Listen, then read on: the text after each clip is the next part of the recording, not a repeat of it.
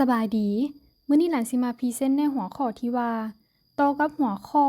ค่าจ้างคงที่องค์การกรรมบาลมีส่วนแนวใดที่เฮ็ดให้อัตราการวางเวียกเพิ่มขึ้น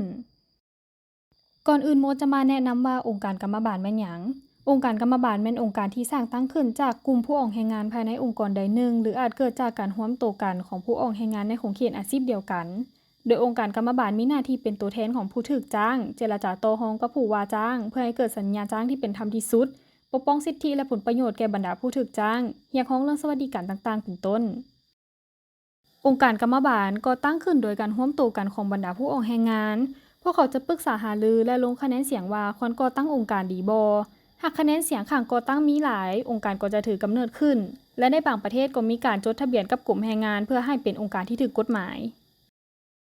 ค่าจ้างคงที่แม่นสิ่งที่องค์การกรรมบาลกำหนดให้นายจ้างจ่ายแก่ผู้ถูกจ้างในราคาเท่านี้โดยบ่สามารถต่ำไปกว่าที่กำหนดได้ถ้าหากต่ำกว่านั้นจะถือว่านายจ้างเฮ็ดผิดกฎการจ้างงานสิ่งดังกล่าวส่งผลกระทบต่ออัตราการวางงานคือ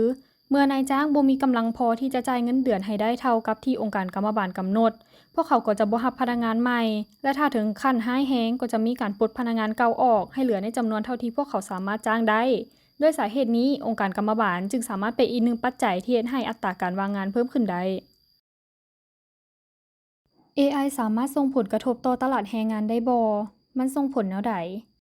AI จะส่งผลกระทบต่อตลาดแรงงานเพราะว่า AI จะช่วยให้บรรดาบริษัทต่างๆประหยัดค่าใช้จ่ายและยังสามารถเฮ็ดเวียกได้ไวขึ้นโดยเฉพาะในหน้าเวียกที่ง่ายดายและต้องเฮ็ดซ้ำๆเช่นเวียกป้อนข้อมูลเวียกในโรงงานหรือเวียกบริการเนื่องจาก AI บ่ต้องการการนอนหลับกินข้าวหรือบ่ต้องการเงินเดือนหลายบริษัทจึงอาจนำใช้ AI แทนการจ้างคนซึ่งเฮ็ดให้พนักงานบางคนอาจต้องสูญเสียเวียกไปหรือเวียกบางสายอาจหายไปเลยดังนั้นพนักงานจึงต้องเรียนรู้ทักษะใหม่ๆเช่นการเฮ็ดเวียกร่วมกับ AI หรือทักษะที่ AI บ่สามารถเฮ็ดแทนคนได้